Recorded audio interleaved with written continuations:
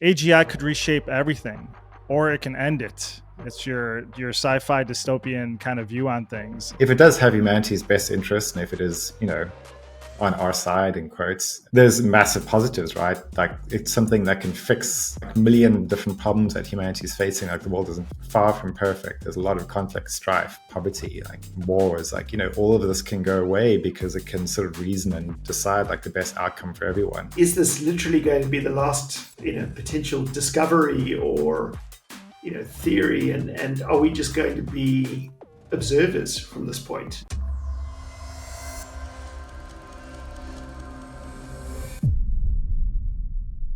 Everybody, welcome back to another episode of Make an Impact podcast. I'm your host, Makoto Kern. I've got my two AI experts with me. Hey, everyone. Looking forward to this week. Some exciting things to unpack. In fact, Joe and I, before you joined, Makoto, we were already jumping in and starting to get excited about the topic. And we're like, no, we better hold back before you join. Oh, man, I hope you recorded it already. Thanks for joining in, and we'll see you next time. No, but today, as Brinley said, we've got a great episode. Today, we'll be talking about AGI. Is it the ultimate tool or our final invention? So I think before we kick off into the interesting points, I think one of the big things we want to talk about is, when do we think AGI will arrive? And, to start off, what is exactly AGI? And so to put it simply, it's machines that can think like humans, but better and across any task.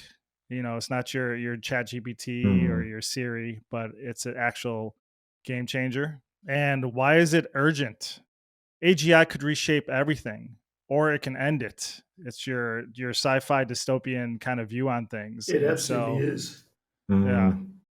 And I think, the thing our audience can think about is picture a machine smarter than Einstein.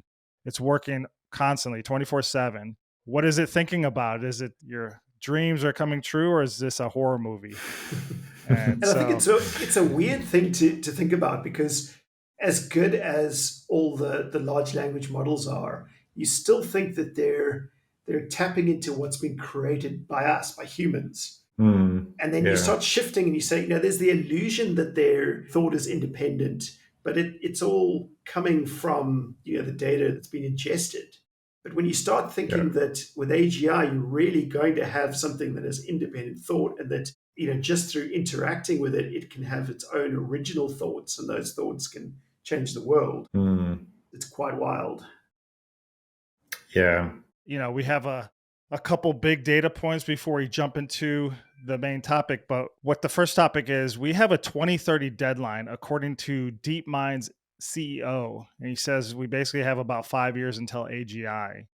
And so a few big points here is that they have basically a recent safety paper that warns that it could arrive by 2030, and they believe it's going to cause severe harm, which is interesting. Just fun as well.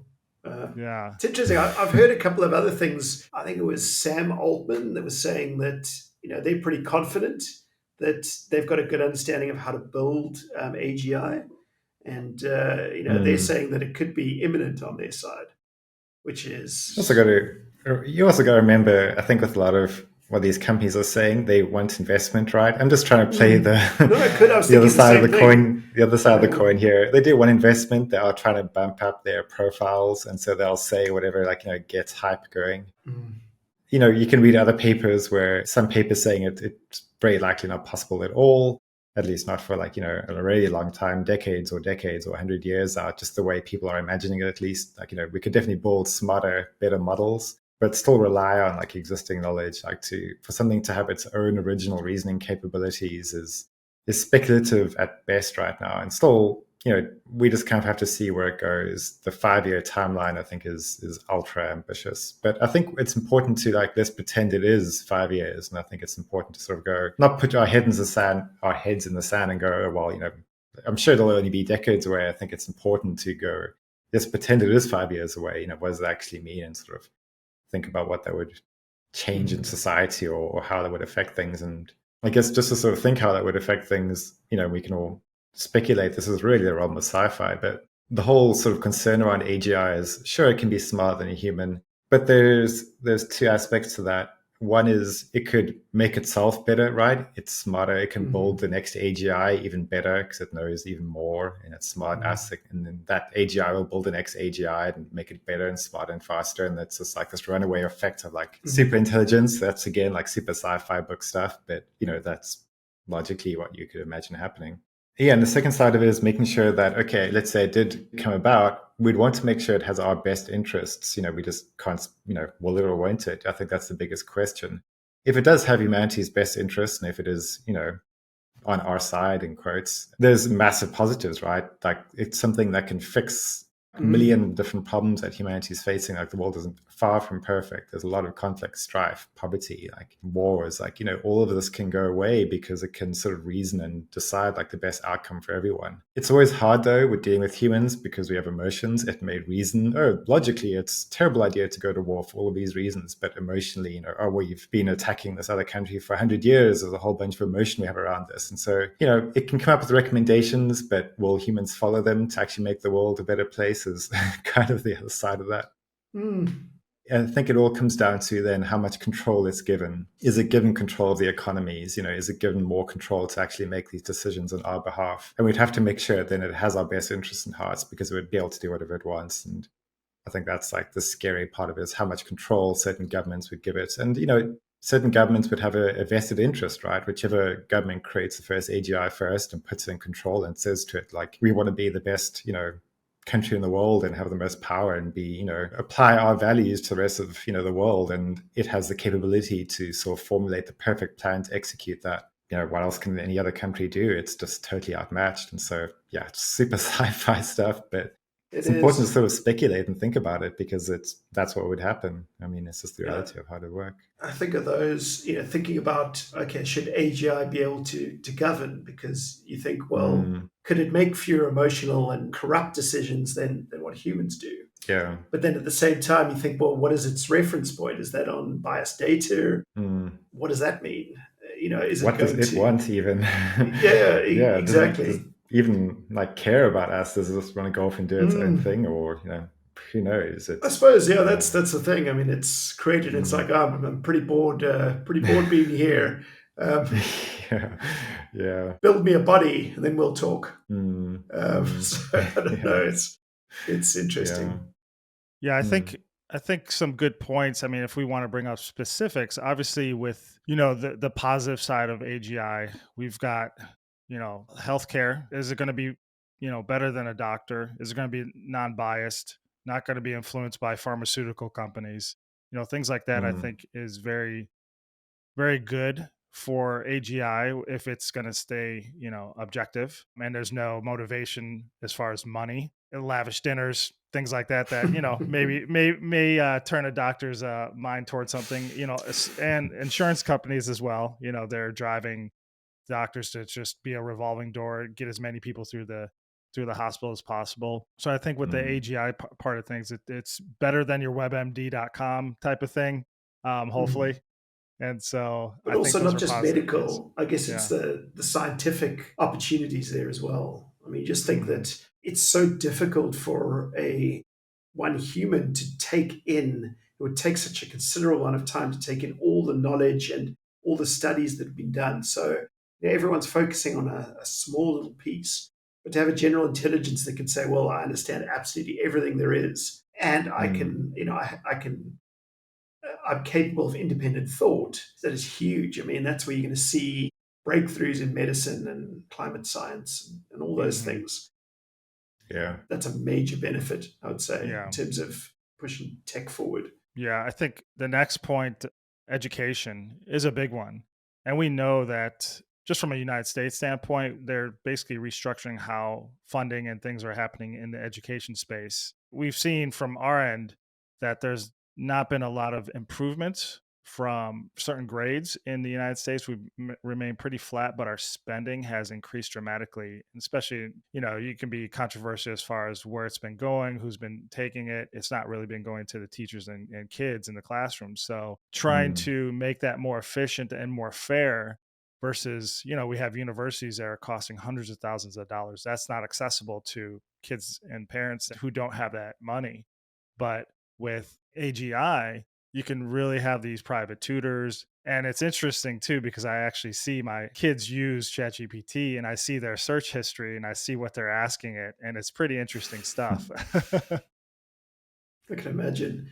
And that's Yeah. thinking quite short term as well, because I would imagine there's AGI would come along. And as Joe, you brought up the point that there's, potential for it just creating more and more improved versions of itself. Yeah. But it would be a very relatively short timeline for it to, look at its impact on jobs. I know we're starting looking at the positives. And this kind of a positive spin on this is that we're thinking about equipping people now for specific roles. So, we go through a various education system that's designed for, let's say it was created originally for industry. And, let's get kids through, learn these things, learn these disciplines, and they can go into industry. Now that's all changing potentially. Let's say we had a robotic workforce. We automate a lot of the sort of middle class jobs. You're then really looking at a completely different goal of education because, let's say we fall back onto a universal income and, all the menial tasks are taken care of are automated. Does this now mean that our AGI is going to become something that helps us develop more creatively or spiritually? If your time, what's our time going to go into, and what are we going to really want to be educated on? Is it educated on how to be a better person, how to have something like you're wealthy due to your reputation now because you help more people, you spread happiness, and it's such a different, I think, totally different value set. system.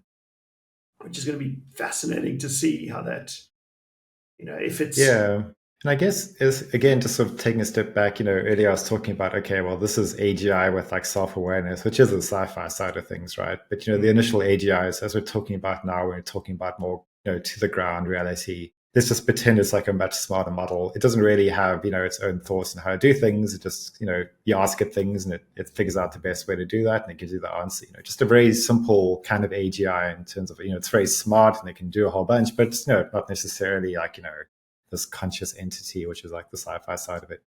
In that side of it, when you're talking about that kind of area, it is still then really just down to the humans which control it, right? Who are asking it to do things like, we want to actually go this direction, what's the best way to do that? And then if it gives that advice, do we even take that advice? Again, humans are humans. We'll look at it and go, well, that would mean, that's just going to be a big societal change. Maybe I'm an extremely rich, powerful person, and I know that if I take this advice, I'm going to lose a lot of that power. Yes, everyone will be happy in the world and all these improvements, but I'll lose my special place in the world. And there's a lot of people like that, a lot of self-interest, and it'll be interesting to see, if an AI comes back with a recommendation, are humans even going to take that on and apply it? Will it be political sides of it saying no? And it's going to be interesting because people see it gave that answer, right? They'll be like, well, the AI said this is the best way, and now you're saying you don't want to do that.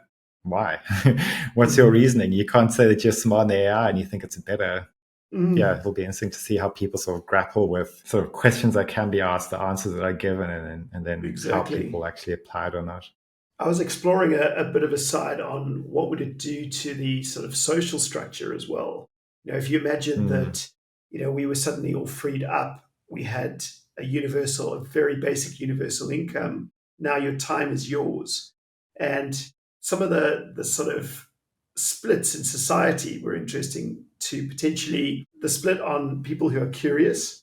So you have those kind of creators, your thinkers, people that want to tinker with, you've got someone that they'll always wanting to kind of create and contribute.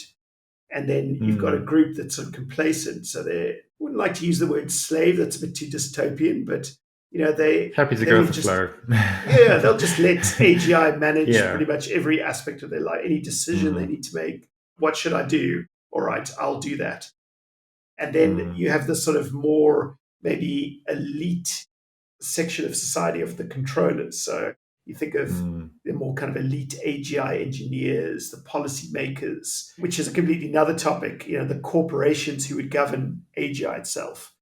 And I think that's something we can explore as well. Yeah. Have you guys heard the term Luddites? Rings a bell, but what? So, those are people who disregard technology. It came from the Okay. early 19th century English Luddite who protested against the introduction of new machinery. Hmm. So, like you're saying, yeah, you're going to have these people who want to stay away, who are, maybe afraid of it or just don't want to get involved with it. They're just going to live a more simple life away from it, out in nature, maybe a little bit more kind of hippie-ish. But then you've got the ones that really love the technology, grasp it, try to excel with it. And I think there's going to be disruption in every sense of the word when people are starting to use this, and how fast it comes and how quickly we could adapt. I mean, we're going to introduce this into war, into automation of drones, submarines, all that. They're already doing that now. I think the other acceleration could be how we keep up is that we augment our brains, where we can adapt with it and excel with it. And that can get into a whole nother topic. But that's a really good point, though, because if you think about it, won't we feel somewhat like we're inferior? Because if you have a general intelligence that is always going to know more than you know and potentially make better decisions than you make, how are we still going to justify our decisions and say that our decisions are the best ones? I think the more human aspect will come out. Like, that's an AI decision, not a human decision. Like, you can see people sort of claiming that, and yes, it'll technically tick all these boxes, but what about, the human element to that decision? And I think there'll always be that sort of, conflict with, that people won't always just go, okay, well, it's smarter than me, I just have to, I guess, accept whatever it says is true. I think there'll always be debates, again, on who controls it and what their agenda may be, because people will not understand how it was built and maybe it's being manipulated, and how can we really trust what it's saying. And outside of that, there's going to be competing AGIs. Each country will probably have its own, and they'll all be saying different things. I think there'll be a lot of discourse just in general between the different AIs saying different things, and then people themselves saying there's not enough, human decision making in this, and it doesn't understand humans, and it's making this decision purely for, the corporation's requirements, the government's requirements, not ours. And so I just think there'll always be a lot of conflict around those decision makings. Over time, that may change if it's proved that the decisions it's making are benefiting people. Everyone agrees on that. But I think initially there'll just be a lot of very slow discourse. People won't really agree with what it says. Everyone will have different opinions and if it's right or not. And I think it'll be a very slow kind of time frame of potential acceptance. Like, if we look at how systems may integrate slowly, I wonder whether there'll be a slight sort of paralysis to the decisions. But one scenario is, like, imagine that this really is a corporate brain. So one of these companies, OpenAI, Anthropic, Google, they get to create the first AGI model, and that's licensed to government, to the military, to all sorts of corporations. So you think, fast forward a few years, and it really has influence extending into things like foreign policy, finance, education, and, like you mentioned, we go to war. You think how powerful that company is going to be, more powerful than any nation or state, but it's not governed by an ethical committee. It's a company that's governed by shareholders, not even citizens. So you can't regulate it per se.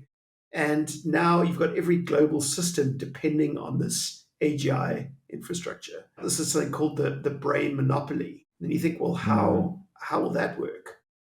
If... Again, isn't that just humans letting it happen, though? You're going down the lines of, we're letting it do this. We're letting it just interface with all these systems and institutions, and we're letting it, like, we've decided that we want this. Or do you think it's inevitable that that'll happen? I'm thinking of the things that we may stop it from. I mean, what are the most visible areas? Like, coming back to maybe education, we could say, I don't want my kids being taught by, they won't be taught emotion and connection. But I don't know if it's better makes faster decisions in the military, and government benefits certain ways from it. I almost feel like it's just the slow kind of integration of it. We could be in an interesting space where suddenly, it's like, well, are those humans making decisions, or are we too far in it already? I don't know, it's an interesting concept. Yeah, I see. Almost like as as a my designer hat on, we're using design systems to accelerate the launch of software products, and you're creating these systems to help you not think about certain low level tasks. Like, what does this component look like, or that one? We've already got a system for that. And I feel like that's maybe part of the, AI per se, is where it's helping us not think about those low level systems. So hopefully these low level tasks are something that is objective. You can't really influence somebody good or evil or anything like that. It's just it frees you up with more time to do something that you could focus on that Yeah. does bring more value. That's a how I see it right now, and I'm using it constantly with different tasks. I'm using probably 5 different AIs just to test and see what the output is. You can see the strengths and weaknesses of some. Some are better at mathematical calculations, some are better at writing verbose copy of emails to people. Other ones are helping you strategize things. So, I'm using it for many different things, and you can see the strengths and weaknesses and what they're doing. And using certain AI agents right now that I'm using Manus as well. And that is just the fact that I'm actually writing a book I've had in my head, and the way it comes up with character development and certain things is incredible. Mm. And I have the whole concept, but the way I can kind of keep feeding it certain ideas, it helps me push those ideas forward. Like, it's almost like I'm the dreamer and the idea, but then when you get to the tactical and the specifics, it helps you, like, bring that into fruition faster versus me trying to, like, think about every little concept and idea. But I mean, it's pretty incredible Mm. just that alone. And I can't Mhm. imagine, as we're getting into the AGI aspect of it, where that's going to take us. Because I feel like if you get too lazy, you're going to start not knowing, like a calculator. Do I know how to Mm. add anymore? Do I know if it's Mm. even giving Yeah. me the right answer? But we Mm. still benefit, Makoto, from, and I was reading something interesting where, there's that point between Generation X and millennials. And I Mhm. think, Joe, you and I kind of fall into that. It's called Zennials. So it's the exact kind of generation that was educated and everything in an analog, grew up in an analog world, but then Mm. Yeah. transitioned. It's the same, Makoto, obviously, like same experience where you move from that analog to the digital. So we've Mm. got that. We didn't have anything to lean on to make decisions. We had to Mhm. grow up making our own, trusting our own decisions. But I think we brought it up in the last podcast. But I think it's a serious concern of, you mentioned your kids interacting with, with ChatGPT. Soon, Mhm. kids Mm. growing up purely with AGI, how are they going to even trust themselves? Their device Yeah. gets cut off. They're like, I don't know I didn't know how to get home. I didn't Yeah. know, like, what to eat and when I should eat, and Yeah. because Yeah. everything is It's a just. definite concern. We're lazy. Making decisions is hard, and to be Mm, able to just sort of ask something, what's the best mm, decision I should make here with everything? First off, we might come with the big decisions, like, should I buy this house? Should I change my career? Should I? But Mhm. as it goes on and on, you'll make more decisions. Should I have toast for breakfast or fruit mm, salad? And like, eventually, it gets to the point where you just basically, whatever the AI says you should do today, you do today, and it just sort of mm, controls your exact daily life. And you can, be in the middle of the day, go, look, I'm bored, AI. What should I do? mm, And then be like, why don't you do these things? And you're like, yeah, okay. I'll go for a walk. If you recommend that's the best thing I should do to mm. leave my boredom, sure. And oh, you recommend I should watch this TV series because I'll enjoy it. Okay, I'll do that then. It's like, But it yeah, will interesting be. to see. And then if Mm, it's cut off, what does that mean for the person? I mean, yeah, probably huge anxiety, or yeah, something. I don't know. It's fascinating to look and see, how much we should actually rely on that. Because then mm, you could say we become completely reliant on this, and then there's a massive solar flare and electrical infrastructure is wiped out. Everyone's like, well, yeah. we don't know what to do What do anymore. I No one's do? trained anymore. We're all just Yeah. going, exploring Mm, whatever kind of hobby we wanted, and it's a weird dependency that could become. I'm sure as a sentient AI, it's going to know, how can I die? it's got to be existential for that, where it's thinking, okay, what are the ways I can die? Solar flare. Okay, let's design some type of protection over my main components. For the next 200 years, humanity's highest effort and all its resources should be going to this project to protect me from any harm. That's what we're working on for the next 200 years, like collectively. It's interesting. I had a conversation with my son last night where he was saying there's a new type of there's with devices, especially kids love working with things that were made in the 90s now, like digital cameras that have buttons and physical things versus the minimalist simple touchscreens. We feel we're coming from the physical to the digital. We want that efficiency and smoothness and convenience. But then the kids nowadays, all these older devices, from the phones to the Walkmans and things like that have physical buttons, they find that so cool, so retro. And those things what about using a MacBook, Makoto? What about using a MacBook to navigate? You want to go into the city? Use an analog MacBook instead of your phone. That probably wouldn't be as good fun. Luck with that. That might be that inconvenience they might not use. I love turning the pages to 50 pages in to get to follow to the next page. But you think that's an example there that we would never go back to that. If the GPS didn't work, you'd be like, oh man, a MacBook, that's a lot of work looking through that and navigating. And that's something that's only a few years, since it's kind of been replaced. I don't know. It's crazy. Yeah. I think,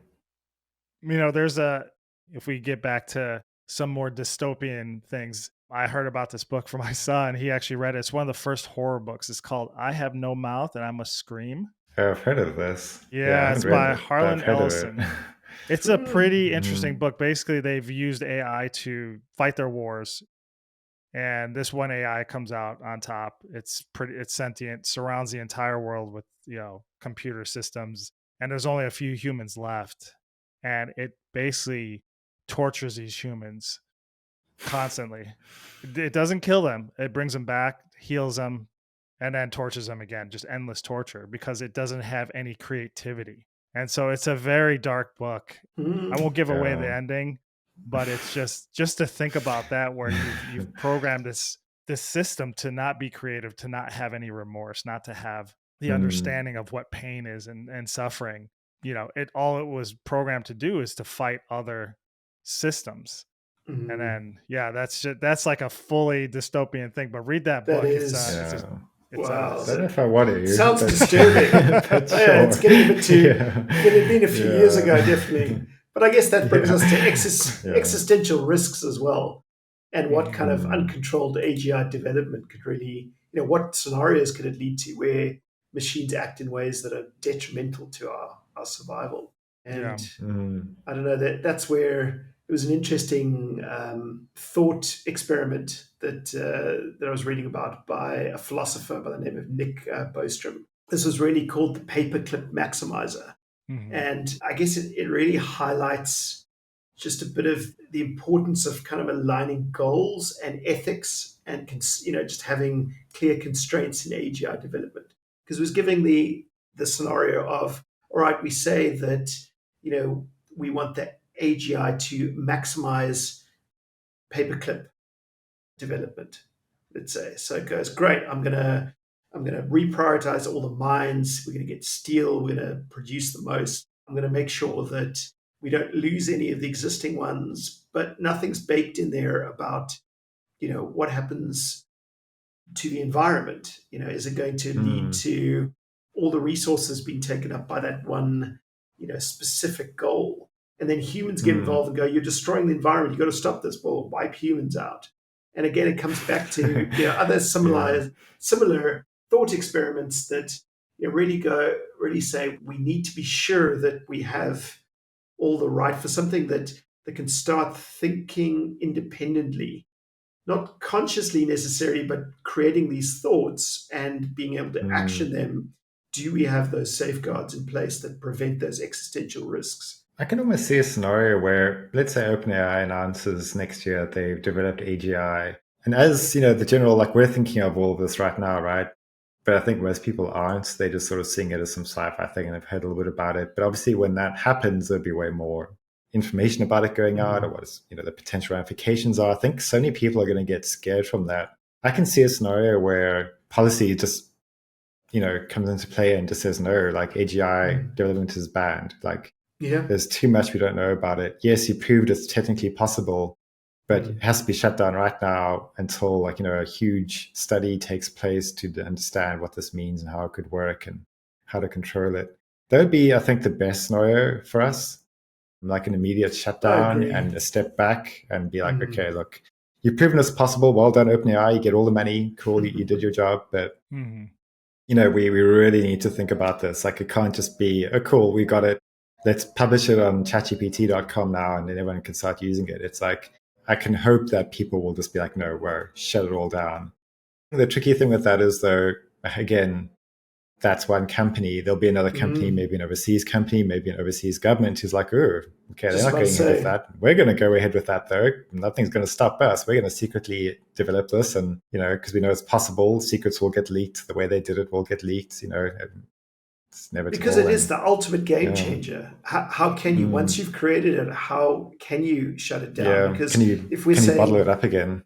Yeah, if we say come back to military, all right, we want to ensure the success of our country, and this can ensure it because it can make way better decisions and quicker decisions. Yeah. You may say to everyone, well, we're going to take the consumer model away, but in the background, all the decisions are being made by this AGI. And as you're saying, Joe, and how could a government not do that? If you're, in some war cabinet and you propose with some huge, powerful technology that can just improve everything around your military capabilities, how could you, from your perspective as the person responsible for the security of your country, say, no, I'm not going to make that decision because we just, we're too scared? Like, no, you'd have to make it. You'd have to go, yes, we do have to take in every bit of, advantage we can get. Yeah. And that's, I think, oh, go ahead. No, just to add one more point, and I think that that's where it comes back to the existential, risks, is that, even if we put the safeguards on, we're still putting safeguards from the point of view of, we're still humans with our own agenda. And if you want to be as neutral as possible, there's still going to be some form of agenda. And, that's going to be amplified somehow through that. Yeah. The other side of it is, again, taking a step back where we look at the approach where everyone's like, AGI is too powerful. We actually start treating it more like it's the nuclear bomb, like in that sort of scenario. Like, we actually treat it like, if a country says they have AGI, we treat it like they have nuclear weapons. Like, it has to be that serious. And it's an immediate, global ramifications of a country is determined that they're secretly hiding AGI, just like if they're secretly hiding nuclear weapons. And what does that mean? And still, it's even more powerful than a nuclear weapon, though, because it's kind of limitless in some ways. But I think that's the only way it could be treated. Kind of. But it's, God, we've got the digital side of AI where it's in all the systems, but then obviously now you've got a big push from a physical standpoint with the robots from Optimus, SpaceX, and there's a bunch of other companies developing. Boston Dynamics. I mean, the movement and the acceleration of how fast these things are able to physically move. I mean, if you just throw AI into it, and that just becomes increasingly better and faster, and then it tells itself how to become more physically better and faster. I mean, there's just that acceleration has to exponentially increase just through a technology. We thought computers from 100 years ago till now was fast. I think the next 20 years is going to be insanely faster, and just the fact that that's something that, when you think about like space travel or whatever, that's a great advantage when you have a robotic system and an AI system that can't die, and you have to traverse through eons and millions of light years to get to other places, explore, send things back. Huge advantages there. But then for us humans, it's such a scary Skynet type of thing that you can think about. But especially that we're pushing towards integration. I mean, look, everywhere is going, all right, we've got these large language models. How do we allow them to start doing things? How do we build all the pipelines so that they can communicate? And so we slowly build this infrastructure, and then AGI can come along and go, great, thank you very much. Yep. I'll just plug right into this, have control over everything. And that is, I would say, a pretty big risk because, we're doing it now for what's relatively harmless with the large language models, but AGI coming along, that's very different. If they're like a Salesforce, then we don't have to worry about anything. I mean, not to knock on them, but you're seeing this with Microsoft Copilot injecting themselves into every little aspect of it. And this is something we could get into more. And maybe I'm not experienced enough with Microsoft's Copilot document OCR, but I wasn't impressed. I used it as an experiment to read handwritten cursive docs, and it was unable to read it. It was an assignment that my son was doing, and I said, hey, he was translating cursive docs, and I actually had Microsoft Copilot, their document AI, read it, and it couldn't read it. But there are some other AIs that actually read it very well, and we trained it. And just teaching my son to do these things, even for him, who's growing up with tech, he's learning to like really think about how to prompt things, how to do that. And that bridge of us being able to kind of afford it, I guess, the monthly fees and to utilize it accelerates him past a lot of people who can't use it, who have to, do things manually. And, that's the other, like, where the benefits will go to and who will it go to? Yeah, absolutely. I mean, that's a whole, that would make a good podcast, actually, just how you're sort of enhancing. Maybe that could be our next one. Just enhancing your abilities through AI. So watch the space. I mean, there's so many, like looking at the other sort of dystopian ones as well. There are a number of ones that, why, if we think about, and maybe I don't know if we want to wrap up on this one, but, will it be our last invention? If there's something capable, again, it can make better decisions. It can invent anything that we would need. Is this literally going to be the last potential discovery or theory, and are we just going to be observers from this point and go, that's great, I like it, yes, let's do that, and really someone that's just going to be actioning these things? Is that a sort of role shift? I don't know what you guys think. Yeah, no, that's a good point.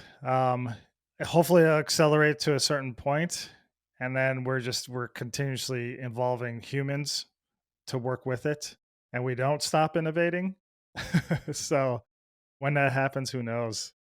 But is it the case of, like, could you think of it as how we prompt AI now? You feel like you're sort of creating these things based on where you want to go with an idea. It's still obviously pulling back a whole lot of aggregated data, but is that how we're going to be? Well, I'm very interested in extending how we travel to other solar systems. Therefore, I'm going to work with this AGI and it's going to create all these things, and then I take the credit for those new theories. Like, is it something that we're still going to be directing? I'm a scientist for curing these types of cancers. I'm just going to work with it until it's created all the things we need to solve that problem. Like, is that the new sort of direction, or is it going to be, no, don't worry, I'm working on all of this. Like, oh, we need to look at, don't worry, I'm busy computing. I'll have it computed in 3 weeks. I was already on it before you even asked. Yeah, it kind of comes back to like, what is human creativity too? Are we just thinking of, is human creativity just the objective is to solve a problem or to come up with a solution to something? Or is it something more? Like, it does get really philosophical because, just someone writing a book, right? They write this entire world in their heads. There are all these characters, these interactions, this whole story. Like, where did that come from? How did the person actually come up with that? How did they build this world in their head? It's not like they read some books about these worlds and they decided to, like, an AI would take bits and pieces and then make their own interpretation of it. Obviously, humans do that to an extent, but some books are so original. It's like you sometimes wonder, like, how did this person even come up with these crazy ideas? Where, that's the muse, right? When authors talk about their muse, because they don't even know how they come up with these ideas. It just feels like it's just coming out of them. They're not even sure how they did it. And I think it'll be very interesting to see, when AGIs come into play, is that just a function? Is that just processing, and humans, our subconscious is just doing all this processing that we're not aware of? Is it really just processing, or is it something like, really unique about humans and about our creativity and about the way we can come up with like brand new things? Like, what is it to be, a creative thinking person? And I think AGI will shed a lot of light onto what that actually means, and we'll be able to see, does it have a muse? Can it come up with like new, unique concepts, or is it just going to be a really smart person, the best at, best researcher and the best teacher, but like, are they actually like doing anything? Flat. Yeah, creatively flat. And I think we just have to sort of, when it comes about, just sort of see. It'll answer a lot of questions fundamentally about, what it means to be a human. Are we just computers that just think are we just processing engines, biological processing engines that think we're coming up with creative ideas, but really, when you unpack it all, there was like a logical flow to it all or not. But I think you're onto something there. I think it's really the smartest brain and do everything we would classify as perfect. It would not necessarily make those mistakes, and it would do everything in a way that is the most accurate. But, that's where we have our own cultural renaissance from being freed up, where, I was saying to my wife, Leanne, the other day, we're listening to a song, and I was like, wow, this artist continues to, just create. You think of the number of different songs out there, and you can still to this day create original kind of beats and lyrics and thoughts. Were you listening to Taylor Swift? I'm sorry, that's it's got to be Taylor. we know. Who's that again? I don't know what you guys are talking about. But it wasn't actually. It's just fascinating, because then you also think we celebrate maybe a lot of things that we find beautiful or artistic are imperfect. And that's what we sort of celebrate by being human as well as being imperfect. So, maybe that this will take a side that is different and help us actually move forward into a space of actually being more human and exploring what it is to be human. Yeah, exactly. I think to end on that, again, like I was thinking of a story or a book to write. It's when I dream. That's where I'm most creative. And to tap into what are, we still don't know what are dreams. What is that doing? Is that tapping into something else, a different world, a different section of our brain that is creative and allows our brains to actually rest in a certain way that we've not understand that is the basis of creativity, is tapping into those things while we sleep. And when you wake up, these dreams become reality, or you start to make it become reality in certain ways. And that's somehow the door to creativity that we can't program in yet. Yeah. So I think it'd be pretty special if that's the outcome, that we are, we do find that, there's something unique about being human. And it's not just that we're smart, and there's more to an individual than just what they're, capable of processing.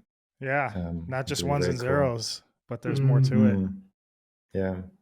But yeah, I think this is a good place to end it on this podcast.